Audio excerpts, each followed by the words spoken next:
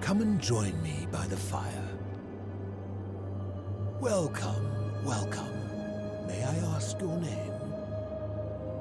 It's a sincere pleasure to meet you. Tell me, what brings you all the way down here? Then perhaps the fates brought you here to learn the secrets of this place. I will tell you everything I know, but first, a request. I have been living down here alone for many years, with nobody to talk to but myself. The one thing I long for above all else before I die is a good philosophical argument with somebody astute. I'm hoping that person is you. Let us find out with this simple question. Have you deduced the name of the god responsible for the golden rule? You have much to learn. It's best if you figure it out on your own. Come back once you've made progress. Then you should speak with your contemporaries in the city above. Ask them about their stories and see if you detect a pattern of some sort. It is best if you come to this realization for yourself. You would never believe me if I told you.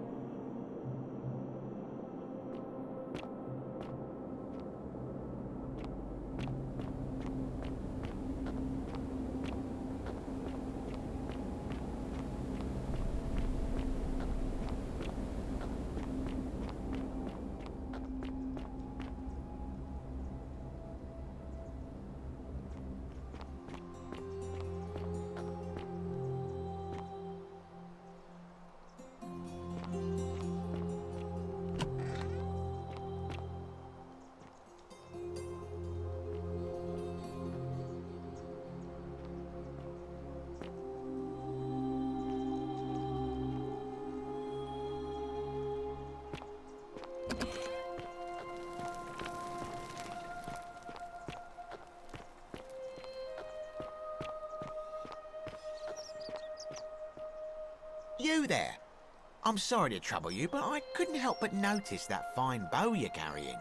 No idea how you managed to get your hands on it, especially in the light of our dear old magistrate's ban, but I'm impressed. And before you ask, no, I wouldn't dream of trying to buy it from you. I have no use for a wooden bow myself. But I would like to propose a joint business venture of sorts. Tell me, do you have any idea how people here end up as golden statues? And here I was thinking I was the only one to figure it out. In any case, supposedly one or two of those arrows is enough to turn a full-grown man into gold. Now, of course, that is a travesty, a terrible, horrible waste of human life which has to be stopped. And yet, on the other hand, I can't help but think of a tale told by that Greek fella Aesop, the goose that laid the golden egg. With the ability to transmute organic matter into gold, one could create infinite wealth. Use your imagination. Golden animals, insects, trees and plants. The Midas touch without the drawbacks. We are talking riches beyond imagining. And even if we were to split all those riches between the two of us, half of infinite wealth is still infinite. Interested? Look, I might have skimmed over that one, but don't be so pedantic. Are you interested or not?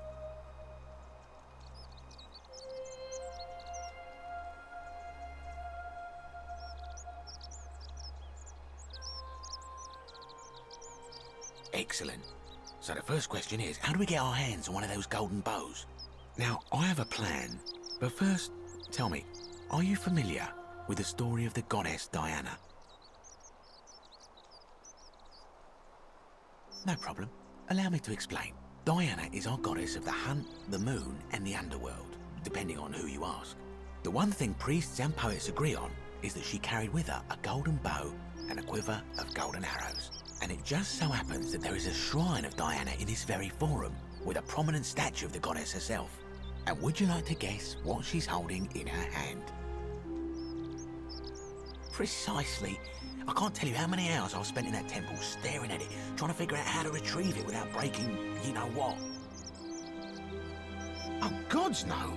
If you tried that, we'd all be dead within moments, I'm sure. No, here's what I propose.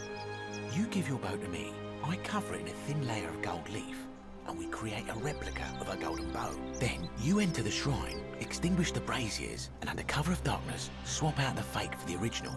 It's not theft exactly, it's more of a trade. But make no mistake, this is a dangerous path, and there's no way of knowing where it will lead. But in my experience, all the best adventures begin with a risky first step. Now, you must have questions. Ask away.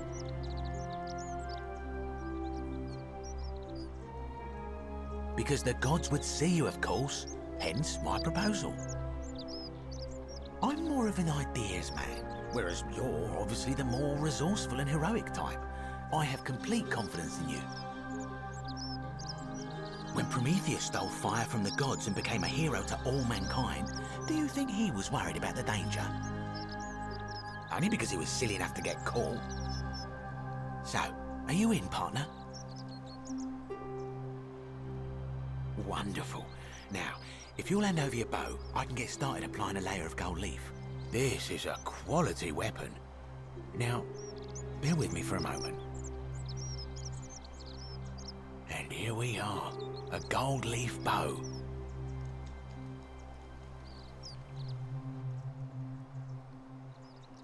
Now I've gone and unlocked the Shrine of Diana for you, so as quick as you can, head on inside. It's just at the end of the street on the left. May the gods not watch over you.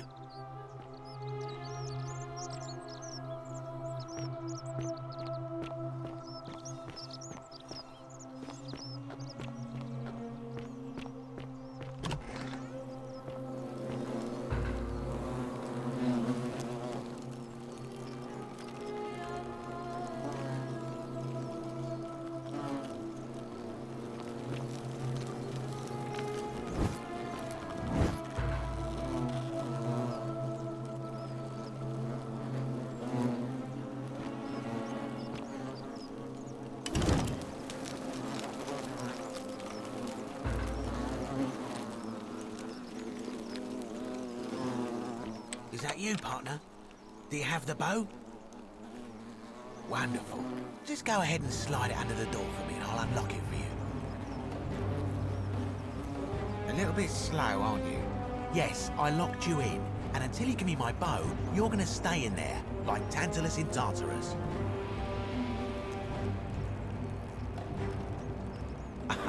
No, technically, I never said that. I said, if we were to split all those riches between the two of us, infinite wealth is still infinite. It's hardly my fault if you can't tell the difference between a hypothetical and a promise, now is it? Oh, I do love a good loophole. You're just gonna have to take your chances, I'm afraid. The bow, now.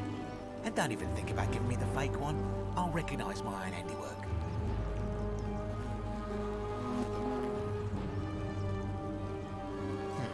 I would reconsider my position quickly if I were you.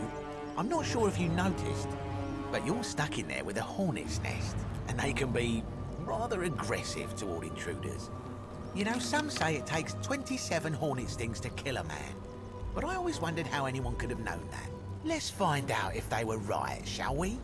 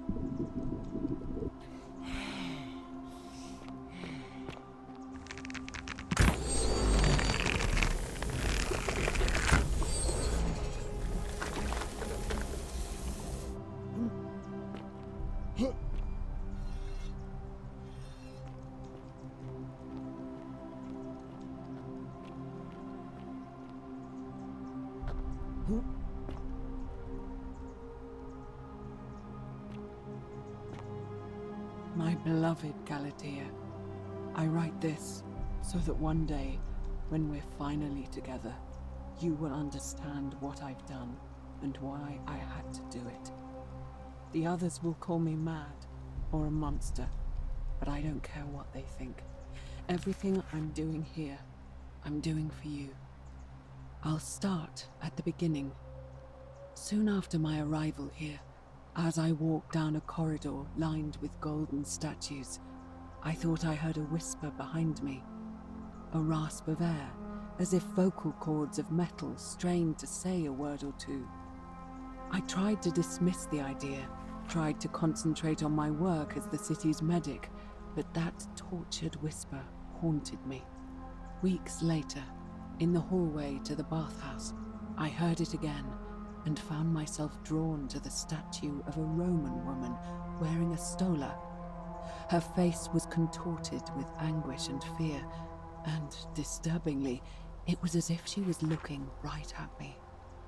As I walked past her, I heard that strained whisper again, and turning back, I discovered that even though I had moved, she was still looking right into my soul. That was when it dawned on me. This was no statue. This was a woman trapped within that golden prison. Naturally, I told the others, but when I could not reproduce the results of my experiment, they would not believe me. But from that moment on, I knew the full horror of this place. Immobilized within these statues are living human beings. It was that day, my love, that my heart broke.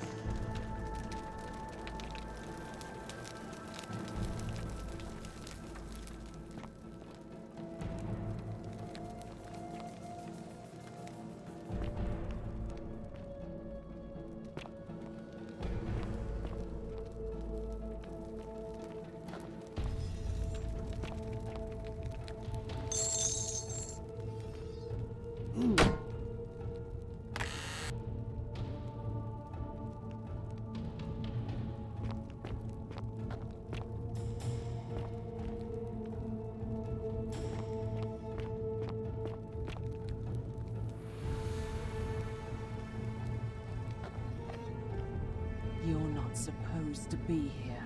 Now, turn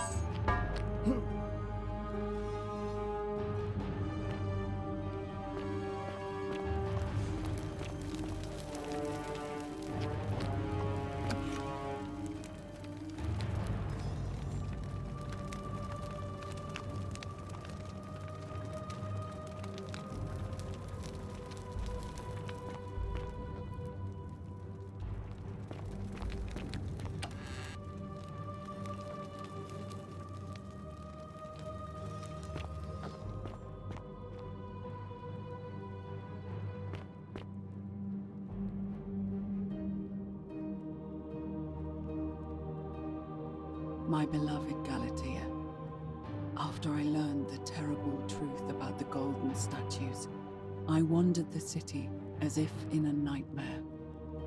What must life be like for these poor souls, entombed in gold, but kept alive somehow? Trapped in their own personal Tartarus, consigned to eternal torment, too horrific for any sane mind to comprehend. I tried to offer them what small mercies I could. I began to talk to them, to keep them company. I'd imagine backstories for them, give them names, and tell them of the world, of the histories and stories I'd learned as a child. As the others became more concerned by my charity, I sought solitude from them, preferring the company of my tormented charges. Discovering a way into the abandoned palace, I began to spend my days walking its halls and sharing with its occupants ancient tales, my mind turning to those of Apollo and Daphne, Perseus and Medusa, and Pygmalion and Galatea. Pygmalion, the sculptor who fell in love with a beautiful statue, and who, praying to Aphrodite for aid, discovered that his beloved Galatea had come to life. It was then that I heard you whisper to me, Galatea. Forgive me. I know that is not your real name, just one I have borrowed from a story. But when I turned to look at you, I saw the most exquisitely beautiful woman I have ever known. Your face, forever frozen in a look of haunting sadness. Our meeting gave me new purpose, to free you from your golden prison, so that I might one day hear you speak, not just whisper, your true name to me.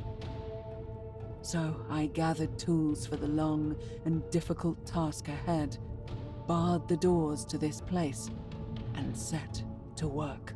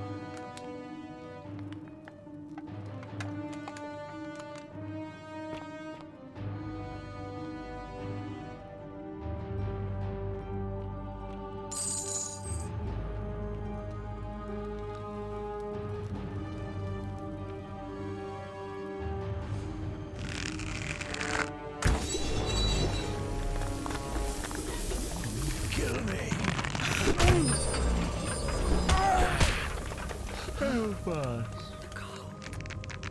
Kill me. Make it stop.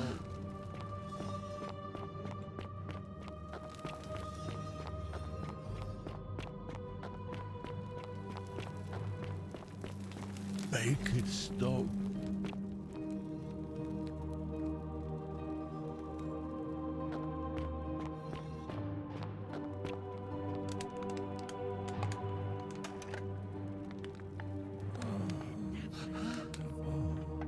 Make it stop.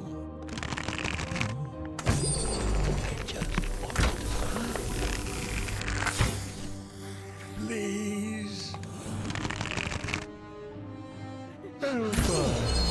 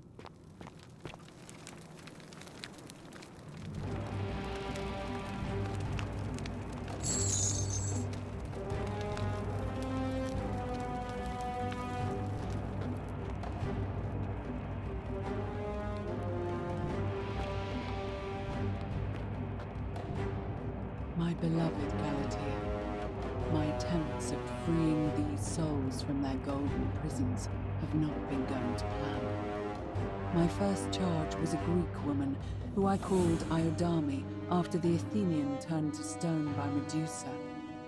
Drilling through the gold that encased her, I was vindicated by the discovery that beneath half an inch of gold, which is so rigid it must be some kind of alloy, was living flesh. Unfortunately, this golden alloy seems to have fused with her skin, so removing it exposed the sinew and muscle beneath and appeared to cause her great pain. At first, I braced myself, expecting that inflicting such pain would break the golden rule, and yet, somehow, it did not. It seems whichever god is responsible for imprisoning these poor souls does not care about their suffering at all. They are forsaken. Undeterred, I pressed on, working late into the night, attempting to remove the golden layer that encased her as delicately as I could. Eventually, I was able to free most of her body, but when I released her from her restraints, her first act was to lunge for my throat, clawing at me with all her strength and those sharp metal talons. This was my thanks for trying to save her. Whatever possessed Iodame to attack, she was clearly not a suitable subject for my experiment, and I was forced to lock her inside an isolated wing of the palace and bar the door. As I continued working on others, I could hear her flailing and launching herself at the other side endlessly. Regrettably, my other experiments bore similar results, and after relocating a few times, most of the palace is now too dangerous to work in. Still, as much as my heart aches to know that you're suffering, I cannot risk attempting to ungild you yet. Not until I have perfected a method that will bring you back to me, whole in both mind and body, and ensuring your humanity is preserved. I promise you this. One day we will be together, even if I have to free every last statue in this god's forsaken place.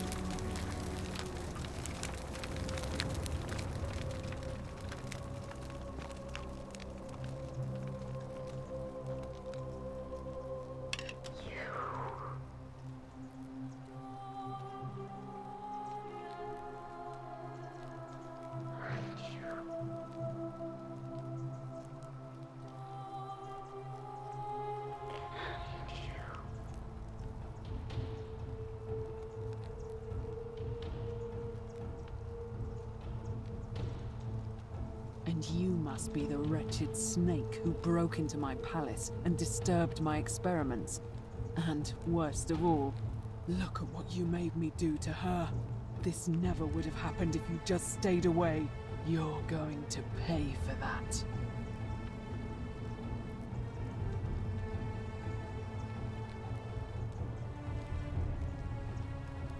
Liar! I locked and barred the gate. I left a message warning you all to leave me alone. I just wanted to do my experiments in peace, for her. And now look at her. You made me turn the most beautiful woman I've ever seen into this. Look at her. She's in agony. All I wanted was to spend my last moments with her, to see her beautiful face, to hear her speak freely, instead of in those cryptic whispers. But as soon as I began my work, she stopped whispering to me. And now I discover she started whispering to you instead. What's so special about you?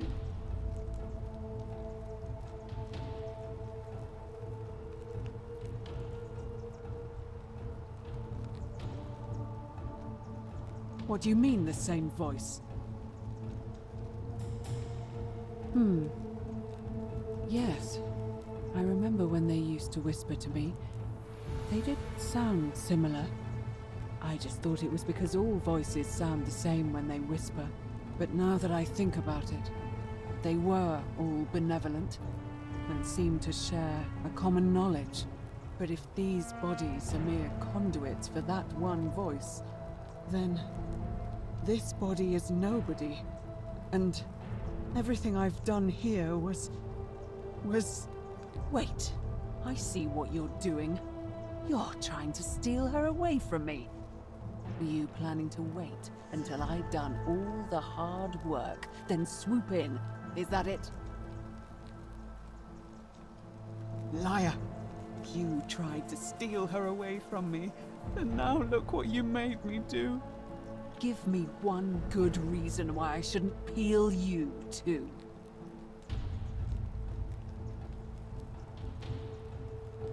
What? What are you talking about? Wait. So you're saying you weren't coming for us?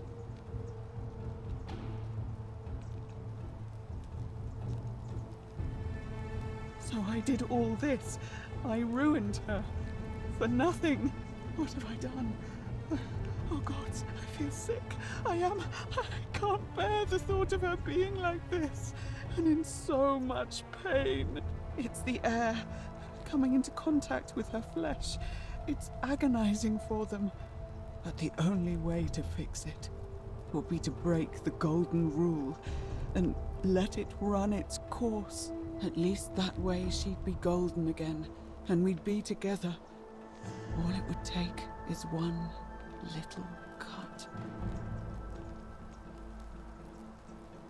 It's too late. There's nothing you can do.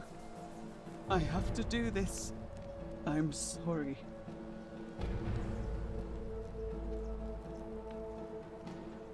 What? How?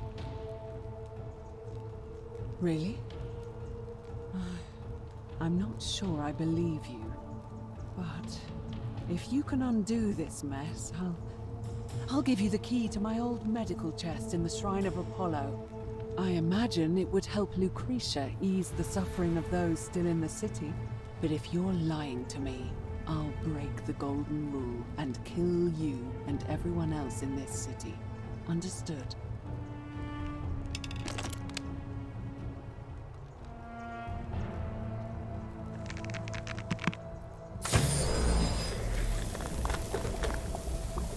You did it. You took away her pain.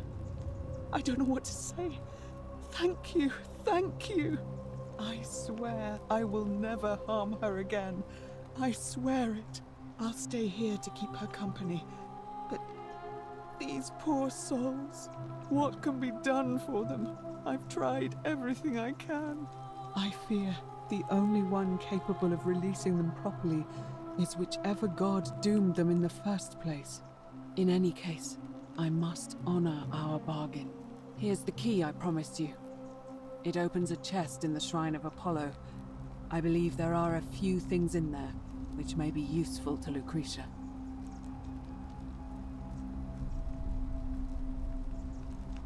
Now, please leave. The door here leads out onto the palace balcony. You should be able to make your way down from there. Go, and never return.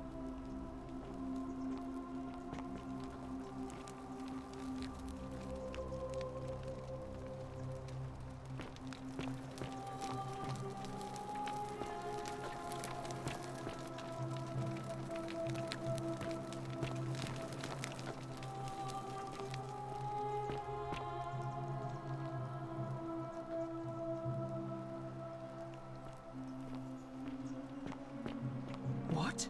Are you still here?